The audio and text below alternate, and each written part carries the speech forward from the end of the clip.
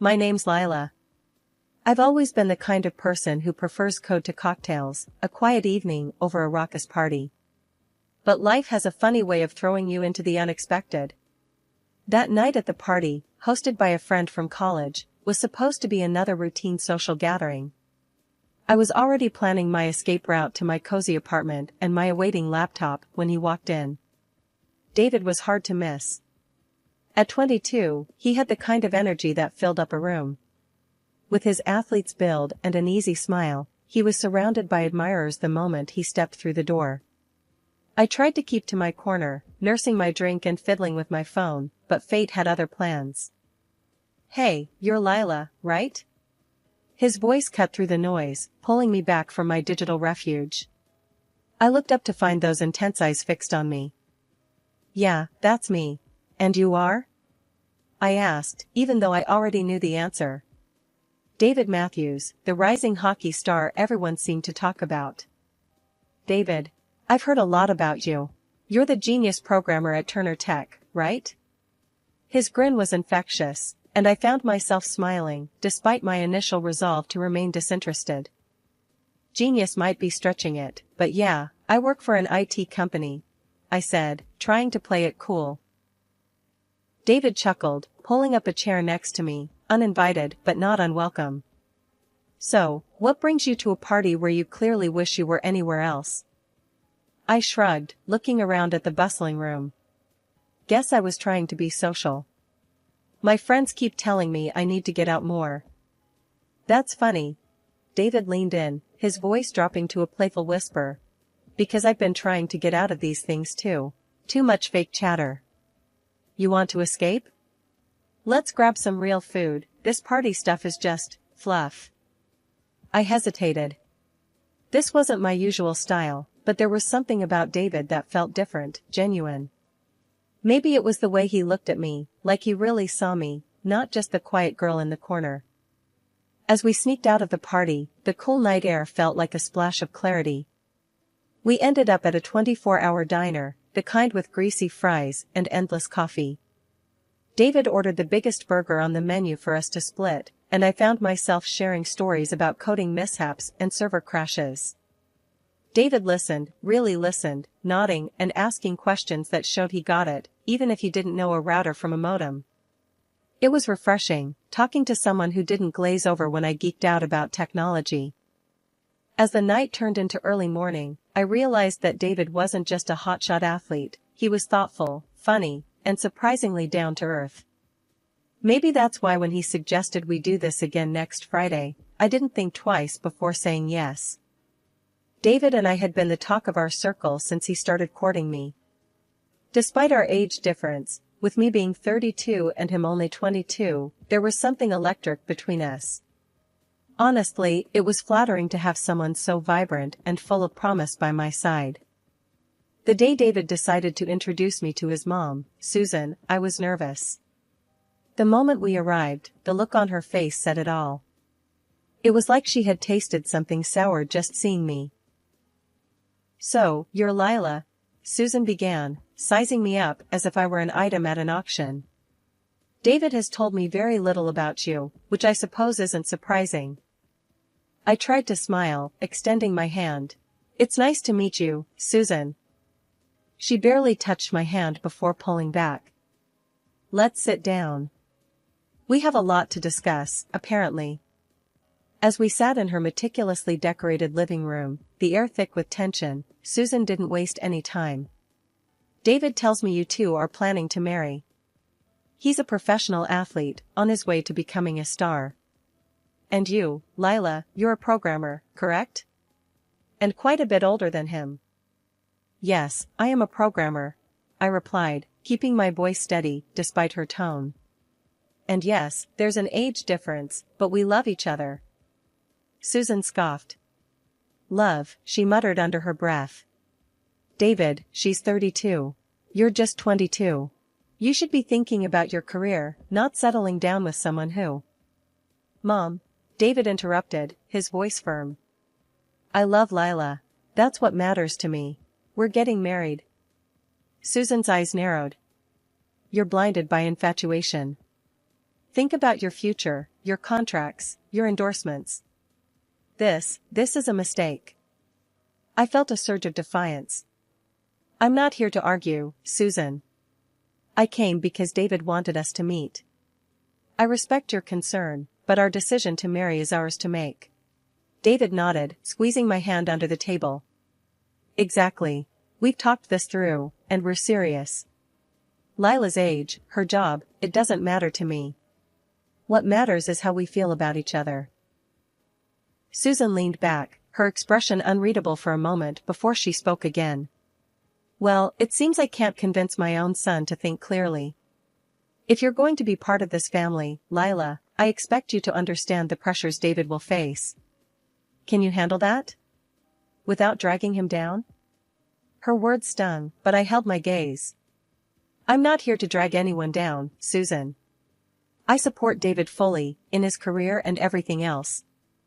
There was a pause, a heavy, uncomfortable silence, before Susan stood up abruptly. I need to think about this. David, you're welcome to stay for dinner. Lila, I think it's best if you leave now. David started to protest, but I stopped him. It's okay, David. Let's not make this harder. I'll go, but think about what I said, Susan. I'm not the enemy here. When I found out I was pregnant, I was over the moon with joy. David was thrilled too when I told him, and he immediately suggested we speed up our wedding plans. Let's not wait, Lila. Let's get married as soon as we can, he said, his eyes shining with excitement and a bit of urgency. The joy of our news, however, didn't quite extend to everyone. When David broke the news to his mom, Susan, her reaction was less than enthusiastic. You're what? Pregnant? This changes things, she muttered, clearly agitated by the unexpected twist. David tried to calm her down. Mom, this is good news. We're happy. Susan paced the room, her brows furrowed in thought, before she turned to face us with a stern look. Fine, but if you're going to do this, you're doing it on my terms. First, you two are signing a prenup. A prenup? I echoed, my stomach sinking. Yes, to ensure my son's future earnings in hockey are protected. He's going to be making millions, and we can't have any risks, Susan explained, her voice firm and non-negotiable. David looked at me, his expression apologetic. Lila, I know it's not ideal, but my mom has a point about protecting the career I'm building. It's just a formality. I nodded slowly, the reality of our situation settling in. Okay, what's the second condition? I asked, bracing myself. You need to show your commitment to this family, Lila. I want you to handle the initial mortgage payment for your new house, 50% up front. Susan's eyes were locked on mine, challenging me. I was stunned. 50%? That's a lot of money, Susan. David was quick to jump in. Mom, that's too much. Lila, we can figure something out. But I knew what I had to do. I called my dad later that day, explaining the situation and how much I needed. Without a moment's hesitation, he agreed. I'll help you, Lila. It's important you start your married life on stable ground, he said, transferring $200,000 to my account. With the financial and prenuptial conditions met, we moved forward with the wedding plans. The day arrived faster than I had anticipated, filled with a mix of emotions. Our wedding was beautiful, set in a quaint little chapel with flowers everywhere, and our closest friends and family gathered. I walked down the aisle, my heart full of love for David and our future together. My parents looked so proud and happy, their smiles beaming across the room. But there, off to the side, stood Susan with a look that could only be described as sour. Throughout the evening, her displeasure was evident. She wore a tight smile as guests congratulated her, her eyes often darting towards me with undisguised disapproval. Despite her attitude, David and I tried to focus on the positive. We mingled with guests, laughed, danced, and celebrated our union and the little life growing inside me. After the wedding, it didn't take long for life to take a sharp turn into the unexpected. Susan declared she'd be moving in with us, supposedly to help me through the early stages of pregnancy. I wasn't keen on the idea, but to avoid any drama, I reluctantly agreed. Little did I know, this decision would soon transform my home into a battleground where peace was a rare commodity. Within weeks of moving in, Susan had taken over the house. It was subtle at first, a few items moved here and there, some new decorations. But soon, her presence and influence grew stronger, more invasive. She didn't do much in terms of actual housework or helping me. Instead, she spent her days shopping with the money David made from his hockey career, filling our already cozy home with lavish furniture and expensive clothes that reflected her taste, not ours. One afternoon, as I was trying to rearrange some of these new additions to make space for my own things, Susan walked in, her eyes scanning the room critically. "Lila, what are you doing? You're just moving things around without improving anything. You should focus more on resting and less on these useless activities," she snapped, her tone harsh and condescending. I bit my tongue, holding back my frustration. "I'm just trying to make some space, Susan. It's getting a bit crowded in here." "Crowded? This is quality, Lila. These are things a proper home should have. You should be thankful," she retorted, waving a dismissive hand at my simpler decorations. Feeling the sting of her words, I tried to keep my cool. "Susan, I appreciate your help around the house, but maybe we could tone down the shopping a bit. There's hardly space to move." Susan's eyes narrowed, her voice cold. "I'm only trying to bring some standard to this place. If you can't see that, it's not my problem. You should focus on what's important, like taking care of David." The remark hit harder than expected, and I felt a mixture of anger and helplessness. This wasn't the home I had envisioned for us, filled with love and mutual respect, but rather, it was turning into a showcase of Susan's tastes and preferences. Later that evening, when David got home from practice, I decided it was time to discuss the living situation. "David, we need to talk about your mom," I started, my voice steady, but filled with concern. "What about her?" He looked tired, rubbing the back of his neck as he sat down. "She's taking over the house, David. And she's constantly criticizing me, making me feel like I'm not doing enough around here," I explained, hoping he'd understand. David's face hardened, and he sighed deeply. "Lila, she's just trying to help. You know how she is. She wants everything to be perfect. You should try to get along, show her some respect." As the days turned into weeks, Susan's dominance in our home grew. My attempts to reclaim some sense of normalcy or to assert my preferences were met with cold resistance from Susan and frustrating neutrality from David. The more I tried to adapt, the more isolated I felt within my own walls. It was a routine morning, and I was at the clinic for a regular pregnancy checkup, expecting nothing but good news. But the doctor's face told a different story as he reviewed the ultrasound images. "Lila, it seems there's a significant developmental issue with the fetus. I recommend further tests, but you need to be prepared for all possible outcomes, including the possibility of not carrying to term."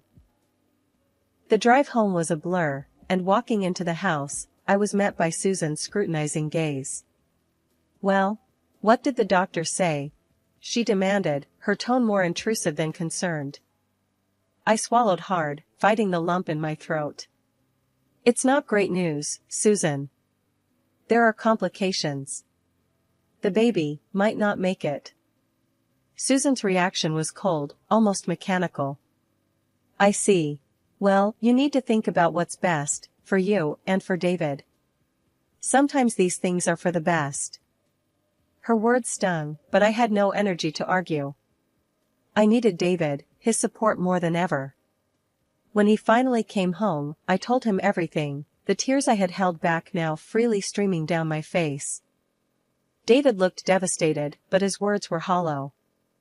"I'm so sorry, Lila. We'll get through this. Whatever you need, I'm here." But as the days went on, David's promise felt empty. He seemed distant, retreating into his own world, leaving me to cope with my grief and fear alone. Meanwhile, Susan's true colors came out more vividly than ever.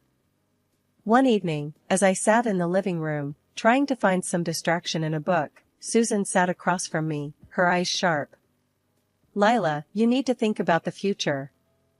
If this pregnancy isn't going to work out, maybe it's a sign. Maybe it's time you and David reconsidered your situation. A childless marriage is bound to fail." I couldn't believe what I was hearing.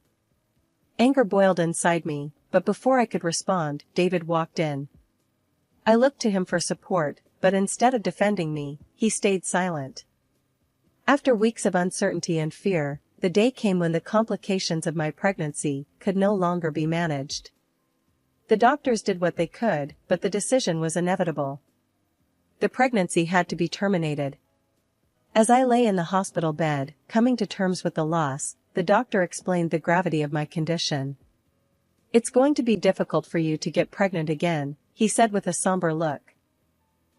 Returning home was one of the hardest things I've ever done. I was drained, not just physically, but emotionally. My heart ached in a way that words couldn't describe.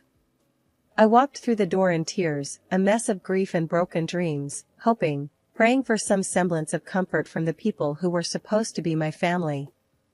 What I walked into was anything but comforting. Susan wasted no time. As soon as she saw my state, her words sliced through the air, cold and sharp. "Well, look at you. I told you, didn't I? You just aren't cut out for this. You can't even manage to have a healthy child." Her cruel words hit me like physical blows. I stood there, stunned into silence, my tears falling faster. I looked to David, desperate for him to say something, anything in my defense. But David was distant, his eyes avoiding mine. He shifted uncomfortably, then said, "Look, Lila, I have important matches coming up. I can't have all this drama around. It's just too much." I stared at him, disbelief clouding my pain. Our child was not just some drama, David. This was our baby, our future. How can you be so cold? David's face hardened. "I'm tired, Lila. Tired of your complaints and all these problems. I've got a career, and honestly, I've got plenty of options." He paused, his voice dropping as he added, "Maybe it's better if we just end this. I need someone who fits into my life, not complicates it." Susan clapped her hands, a twisted smile on her face. "Finally, some sense from you, David. Lila, you heard him. Pack your things. It's time for you to leave." David didn't help me with my bags, he didn't even say goodbye. As I closed the door behind me, the finality of that click echoed in my heart. When I arrived at my parents' house, my tears hadn't stopped. Seeing me in such a state, Dad was furious. "What happened, Lila? Tell me everything," he demanded, his voice a mix of concern and anger. Through sobs, I recounted everything, how Susan and David had treated me, the cruel words, the demand that I leave the house we shared. Dad's face turned red with each detail I shared, his fists clenching at his sides. "This is not going to stand, Lila. We're going to make sure you get what you deserve," he said, pulling out his phone to make a call. Within hours, he had lined up meetings with some of the best lawyers in the city. The next few days were a whirlwind. We met with a sharp and determined lawyer named Helen, who was appalled by my story. "We'll file for divorce immediately and sue for half of every investment you made in that house," she declared, her tone fierce and resolute. True to her word, Helen moved quickly. The divorce papers were served to David, and the lawsuit for my share of the house investments was filed. David and Susan were shocked. As the legal battle ensued, it became clear that they were in a precarious financial situation because of my mother-in-law's ill-considered spending. David and Susan were forced to sell the house. Meanwhile, David's life seemed to spiral. He met a young fan, a girl who was smitten with the shining star, and married her hastily. I heard about the wedding through friends. It didn't sting as much as I thought it would. Instead, it felt like confirmation that leaving him was the right decision. But Susan couldn't resist one last jab. A few weeks after David's rushed wedding, I received a letter from her. Inside was a photo from the wedding, showing Susan beaming next to David and his new wife. On the back, Susan had written a note. Finally, my son has found a young and healthy woman who will give birth to healthy children for him. The cruelty of her words was meant to wound, and it did, but not as deeply as she intended. The lawsuit dragged on, but eventually, the court ruled in my favor. I was awarded half of the investment we had made in our former home, a sum that significantly strained David's finances further. 2 years have rolled by since I last walked out of that house, feeling broken and betrayed. A lot has changed since then, especially for me and my dad's company. We've been breaking into the international market, and my work paid off in a big way. I received an international award in IT technology, a recognition that came with a prize of $1 million. Just when I thought things were settling down, my phone rang. The screen flashed a number I didn't recognize at first, but the voice that greeted me was unmistakably Susan's. "Lila, you need to come back to David," she stated bluntly. "No hellos, no how have you been?" I paused, taken aback. "Susan? Why would you think I'd come back?" Her voice was sharp, tinged with desperation. "David's been injured, a bad accident during a match. He's in a wheelchair now, can't play anymore. His wife left him, took half of everything. We need you." Her words were a jolt, but not enough to shake the foundation I'd rebuilt. "And you think I should return because of his injury? Why, Susan? Just because I have money now?" She didn't hesitate. "You're rich now, Lila. You can afford to take care of him. And me. I'm willing to let bygones be bygones. I'll even cook for you and let you have children, imagine that." I couldn't help but laugh, a short, bitter sound. "Susan, do you hear yourself?